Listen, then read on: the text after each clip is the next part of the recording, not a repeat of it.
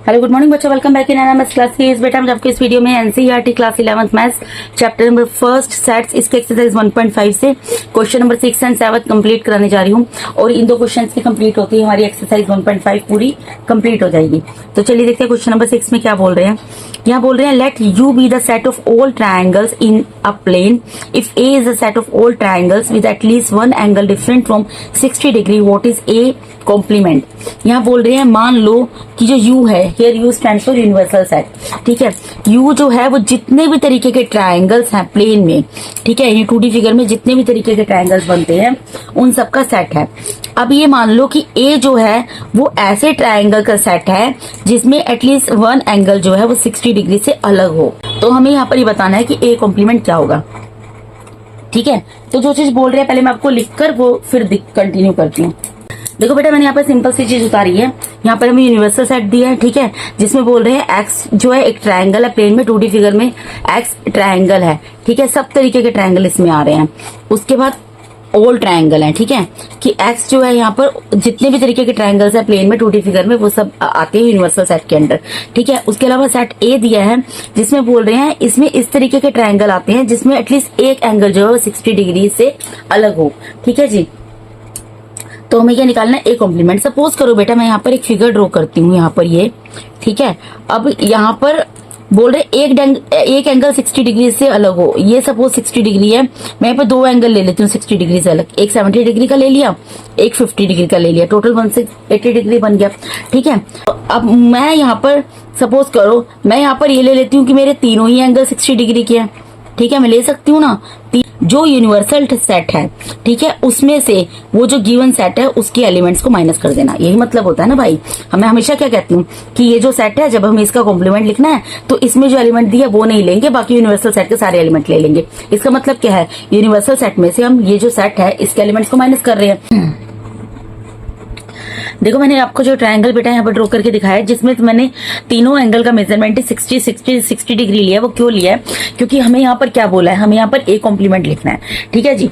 हमें यहाँ पर ए जो दिया है उसमें क्या दिया हुआ है कि एक्स जो है ऐसे ट्रायंगल का सेट है जिसमें एटलीस्ट एक एंगल जो है वो 60 डिग्री से अलग हो। यानी कि जब हम कॉम्प्लीमेंट लिखेंगे तो जो ए सेट है उसके अंदर आने वाला एलिमेंट हमें नहीं लेना है, उसके अलावा यूनिवर्सल सेट के अंदर आने वाला हम जितने भी एलिमेंट्स है वो यहाँ पर ले सकते हैं। क्योंकि बेटा हमें यहाँ पर सेट ए के अंदर दिया है कि एक एंगल जो है 60 डिग्री से अलग होना चाहिए, ठीक है जी। तो 60 डिग्री से अलग होना चाहिए क्योंकि बोला है, तो इसका मतलब मैं उसमें 60 डिग्री के ही एंगल ले लूंगी, ठीक है जी।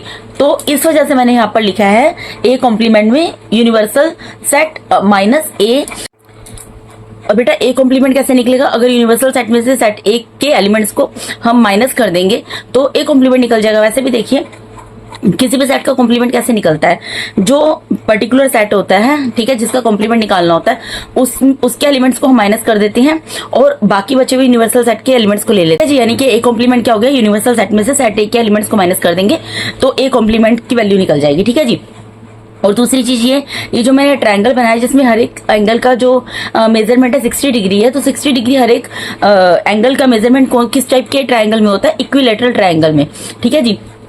यानी ए कॉम्प्लीमेंट क्या निकलेगा, ए कॉम्प्लीमेंट निकलेगा कि x such that x is an equilateral triangle, जब हम उसको सेट बिल्डर की फॉर्म में लिख कर दिखाएंगे। तो अगर मैं इसको सेट बिल्डर फॉर्म में क्वेश्चन दिया है, अगर मैं इसका आंसर सेट बिल्डर फॉर्म में लिखूं तो ए कॉम्प्लीमेंट क्या निकल जाएगा बेटा, ए कॉम्प्लीमेंट निकल जाएगा x such that x is an equilateral triangle, ठीक है। इसे बोला था कोई एक एंगल 60 डिग्री से अलग होना चाहिए, ठीक है। मैंने सारे एंगल 60 डिग्री के ले लिए और सारे एंगल 60 डिग्री के कब होते हैं, इक्विलेटरल ट्रायंगल में होते हैं, क्योंकि उसके सारे एंगल्स जो होते हैं उनका मेजरमेंट 60 एक जैसा होता है, ठीक है जी। अब मूव करते हैं इसके 7th पार्ट के ऊपर, ठीक है जी। अब ये लास्ट क्वेश्चन है इस पूरे चैप्टर का, इसको देख लेते हैं। यहाँ बोल रहे हैं fill in the blanks to make each of the following का ट्रू स्टेटमेंट। आपको फिल इन द ब्लैंक्स भरने हैं इन स्टेटमेंट्स को सही साबित करने के लिए। यहाँ बोल रहे हैं ए यूनियन ए कॉम्प्लीमेंट। अगर आपको कभी भी याद रखना यूनियन निकालना हो, हमेशा याद रखना अगर आपको किसी भी सेट का उसी सेट के कॉम्प्लीमेंट के साथ यूनियन निकालना हो तो उसका आंसर यूनिवर्सल सेट निकलता है, ठीक है जी। उसका आंसर क्या निकलता है, यूनिवर्सल सेट निकलता है। यूनिवर्सल सेट को यू से डिनोट करते हैं, तो यहाँ पर मैंने यू लिख दिया।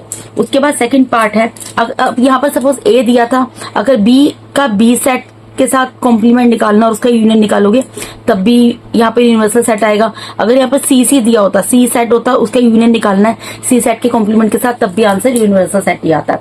ठीक है, हर एक कंडीशन में यूनिवर्सल सेट ही आंसर आएगा। ठीक है जी। सेकंड पार्ट के अंदर देखो यहाँ पर दिया फाई, इसका आपको कॉम्प्लीमेंट दिया है इंटरसेक्शन ए। आपको एक चीज ध्यान रखनी है बेटा, जो फाई होता है, फाई का कॉम्प्लीमेंट जो होता है वो यूनिवर्सल सेट के इक्वल होता है। फाई का कॉम्प्लीमेंट किसके इक्वल होता है? यूनिवर्सल सेट के इक्वल होता है। तो यहाँ पर हमें क्या दिया हुआ है? यहाँ पर हमें दिया हुआ है phi intersection, phi complement intersection A. ठीक है, अगर मैं यहाँ पर फाई कॉम्प्लीमेंट की जगह यू पुट कर दूं, ठीक है, यूनिवर्सल सेट पुट कर दूं, इंटरसेक्शन ए कर दूं, ठीक है, यूनिवर्सल सेट पुट कर दिया, इंटरसेक्शन ए कर दिया, तो इसका आंसर क्या आएगा? हमेशा ए आएगा। क्यों आएगा बेटा? क्योंकि देखो इंटरसेक्शन का मतलब क्या होता है? Common element. ठीक है, अब यूनिवर्सल सेट तो ऐसा सेट होता है जिसके अंदर सारे एलिमेंट ही आ रहे हैं, और ए सेट में सिर्फ ए सेट के एलिमेंट आएंगे, तो कॉमन क्या होंगे? जो ए सेट के अंदर होंगे।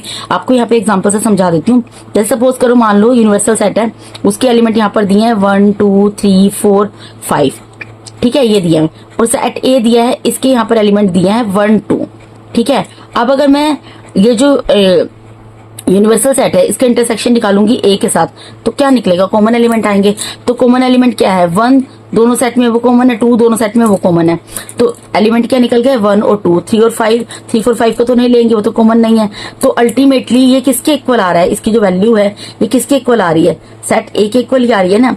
यानी कि जब मैंने यूनिवर्सल सेट का इंटरसेक्शन निकाला सेट ए के साथ, तो वो क्या आ गया? सेट ए ही आ गया। ठीक है जी। तो हमेशा ध्यान रखना, जब भी आप किसी भी सेट का इंटरसेक्शन निकालेंगे यूनिवर्सल सेट के साथ, तो हमेशा वही सेट आएगा। अगर यहाँ पर सेट बी होता तो सेट बी आंसर आता, सी होता सी आता, डी होता डी आता। ये ध्यान रखना, फाई का जो कॉम्प्लीमेंट होता है वो यूनिवर्सल सेट के इक्वल होता है। तो यहाँ पर क्या आ गया? Answer A. ठीक है जी। उसके बाद नेक्स्ट पार्ट में मूव करते हैं। यहाँ पर क्या बोल रहे हैं? A intersection A complement. ठीक है बेटा, ए इंटरसेक्शन ए कॉम्प्लीमेंट। तो ए इंटरसेक्शन ए कॉम्प्लीमेंट क्या होगा? ये आपका इक्वल होगा हमेशा फाई के। ठीक है, ए इंटरसेक्शन ए कॉम्प्लीमेंट हमेशा फाई के इक्वल होगा। क्यों होगा? आपको करके दिखा देती हूँ। देखो सपोज करो आपके पास सेट ए है यहाँ पर, ठीक है, उसके एलिमेंट दिया है यहाँ पर 1 2, ठीक है, 1 2 3 दे दिया सपोज करो, ठीक है, और यहाँ पर यूनिवर्सल सेट भी दिया हुआ है। यूनिवर्सल सेट की जरूरत तो पड़ेगी, जिसके एलिमेंट दिया है 1 2 3 4 5 6, 2 भी लिख देती हूँ यहाँ पर। ठीक है, 1 2 3 4 5 6। अब अगर मैं यहाँ पर ए कॉम्प्लीमेंट लिखूंगी, ए कॉम्प्लीमेंट का मतलब क्या है? सेट ए के अंदर जो एलिमेंट है उनको छोड़ के यूनिवर्सल सेट के सारे एलिमेंट लिख दो, तो बाकी एलिमेंट क्या बचे? 4 5 6 बचे।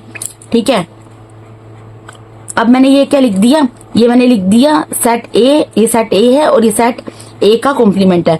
अब अगर मैं set A intersection A complement निकालती हूँ यहाँ पर, तो वो क्या निकलेगा? यहाँ पर सेट ए के एलिमेंट लिखूंगी 1 2 3, ठीक है, उसके बाद इंटरसेक्शन का साइन लगाऊंगी, यहाँ ए कॉम्प्लीमेंट के लिखूंगी सारे एलिमेंट्स, वो क्या है? 4 5 6। अब देखो इंटरसेक्शन का मतलब क्या होता है? Common element. अब इन दोनों सेट में आपको कोई कॉमन एलिमेंट दिख रहा है?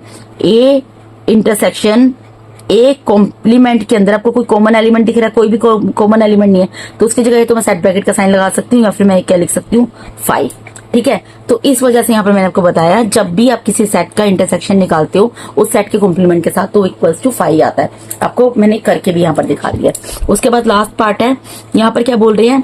यूनिवर्सल सेट का कॉम्प्लीमेंट और इंटरसेक्शन ए के साथ। ठीक है बेटा, एक चीज ध्यान रखना, जैसे फाई जो था, फाई का कॉम्प्लीमेंट यूनिवर्सल सेट के इक्वल होता है, इसी तरीके से यूनिवर्सल सेट का कॉम्प्लीमेंट भी जो होता है वो फाई के इक्वल होता है। जिस तरीके से फाई का कॉम्प्लीमेंट यूनिवर्सल सेट के इक्वल होता है, इसी तरीके से यूनिवर्सल सेट का कॉम्प्लीमेंट भी फाई के इक्वल होता है। अब हमें यहाँ पर दिया क्या हुआ है? हमें यहाँ पर दिया है universal set complement intersection A. ठीक है, तो यूनिवर्सल सेट का जो कॉम्प्लीमेंट है, इसकी जगह अगर 5 पुट कर दूं, इंटरसेक्शन ए करूं, तो इसका आंसर क्या आएगा? इसका आंसर ऑब्वियसली 5 आएगा। क्यों आएगा? क्योंकि देखो, अगर सपोज करो यहाँ पर एक कोई सेट है, ठीक है, उसका एलिमेंट यहाँ पर 5 है, और दूसरा सेट है, सेट ए ही है, उसके एलिमेंट यहाँ पर 1 2 3 है, तो अगर मैं इन दोनों का सपोज ये जो है ये सपोज करो ये जो है ये यूनिवर्सल सेट जो है इसका कॉम्प्लीमेंट लिखा हुआ है, ये 5 है, ठीक है। और ए सेट है उसके एलिमेंट है 1 2 3। अगर मैं इन दोनों का यहाँ पर इंटरसेक्शन निकालूं, अगर मैं इन दोनों का यहाँ पर इंटरसेक्शन निकालूंगी तो क्या आएगा, इन दोनों के कॉमन एलिमेंट आएंगे। तो इन दोनों के अंदर कॉमन एलिमेंट तो कुछ भी नहीं है, तो इसका आंसर इसका क्या आएगा, या तो सेट ब्रैकेट का साइन आ जाएगा या फिर यहाँ पर 5 आ जाएगा, ठीक है जी। तो यानी कि जब हम यूनिवर्सल सेट के कॉम्प्लीमेंट के साथ इंटरसेक्शन निकालते हैं किसी भी सेट का तो वो इक्वल्स टू 5 आता है, ठीक है जी। तो ये हो गया इसका लास्ट पार्ट, मैंने आपको पूरा एक्सप्लेन भी कर दिया है। और फर्स्ट पार्ट भी आपको एक बार एक्सप्लेन कर देती हूँ, मैंने किया नहीं था। जैसे ए सेट था उसका यूनियन निकाल रहे थे इंटरसेक्शन के साथ, ठीक है। तो सपोज करो यहाँ पर यहाँ पर ए सेट है, ठीक है। ए सेट के एलिमेंट यहाँ पर है 1 2, ठीक है। अब आप यहाँ पर और यहाँ पर यूनिवर्सल सेट है उसके एलिमेंट है 1 2 3 4 5, ठीक है। यानी सेट ए में आने वाले एलिमेंट्स को छोड़कर बाकी सारे एलिमेंट लिख दो, तो बाकी सब एलिमेंट कौन से बच गए, 3 4 5, ठीक है। तो ये तो ए की वैल्यू हो गई सेट ए की, ये सेट ए के कॉम्प्लीमेंट की वैल्यू होगी, ठीक है बेटा, ये कॉम्प्लीमेंट का साइन होता है। तो अगर अब मैं ये यहाँ पर जगह नहीं बची, यहाँ पर कर देती हूँ। अब मुझे यहाँ पर क्या निकालना है, इसका मतलब क्या है, यहाँ पर सेट ए के एलिमेंट लिखूंगी वो क्या है 1 2 यूनियन का साइन, और सेट ए का कॉम्प्लीमेंट लिख दूंगी, उसके एलिमेंट क्या है 3 4 5, ठीक है। अब मैं अगर इन दोनों का यूनियन निकालूंगी, यूनियन का मतलब है दोनों सेट के एलिमेंट्स को कंबाइन करके लिख दो, ठीक है। तो दोनों सेट के कंबाइन करके लिख दूंगी एलिमेंट्स, तो क्या आ जाएंगे, 1 आ जाएगा, 2 आ जाएगा, 3 आ जाएगा, 4 आ जाएगा, 5 आ जाएगा। कोई भी एलिमेंट रिपीट नहीं होना चाहिए। किसके इक्वल आ गया, ये हमारी यूनिवर्सल सेट के इक्वल आ गया ना, इसलिए इसका आंसर मैंने यहाँ पर यूनिवर्सल सेट आपको बताया था। तो बेटा ये फिल इन द ब्लैंक से मैंने आपको प्रॉपर एग्जांपल देके सारे आपको समझा भी दिए हैं यहाँ पर। तो इसके साथ ही बेटा यहाँ पर 1.5 होती है कंप्लीट। तो इसके साथ ही बेटा मैंने यहाँ पर आपको NCERT class 11th maths chapter number 1 sets इसके एक्सरसाइज 1.5 से question number 6 and 7 with their all parts complete करा दिया है। अगर आप मेरे चैनल पे नए हैं या पुराने भी हैं, और अगर आप लोगों को मेरा टीचिंग मेथड अच्छा लगता है, और अगर अभी तक आप लोगों ने मेरे चैनल को सब्सक्राइब नहीं किया है तो मेरे चैनल को सब्सक्राइब कीजिए, वीडियोस को लाइक कीजिए, अपने फ्रेंड्स के साथ शेयर कीजिए। And thank you so much for watching my videos बेटा। God bless all of you. Thank you so much once again.